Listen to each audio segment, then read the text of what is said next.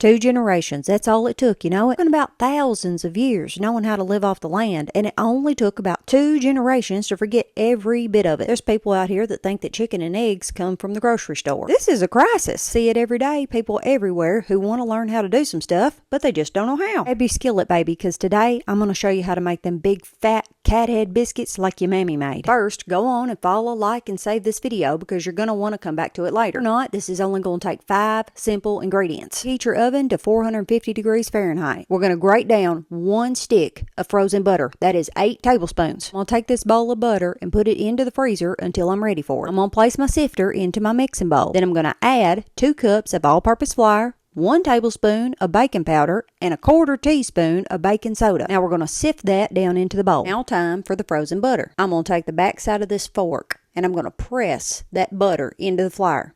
This is what we call cutting it in. Everything is nice and crumbly and looks like this. We're going to stop and make a well in the center of that flour. Into that well, we're going to start pouring in our buttermilk. I tell you how much buttermilk this is going to take. Just watch me and I'm going to show you what to do. I'm going to take my fork and I'm gently going to stir the flour into the buttermilk a little at a time. And then once it starts to look dry, I'm going to add some more buttermilk. Continue to gently stir. You want to be real light-handed just until all the dough comes together. It's not going to turn into a dough ball, just so the dough comes together. The dough shouldn't be dry, but you also don't want it to be wet, so don't add too much buttermilk at a time. And as soon as it comes together, stop stirring. On a clean, dry surface, we're going to lightly flour. Now turn the dough out onto your surface. Be sure that you flour your hands. Now we're going to work and knead that dough, but we have to be very gentle-handed. Fold it over and gently push it down. I did this 9 times. If your surface becomes sticky, add some more flour. Just be sure that you're using it sparingly. And on the 9th fold, I'm going to pat it down evenly. Flour your biscuit cutter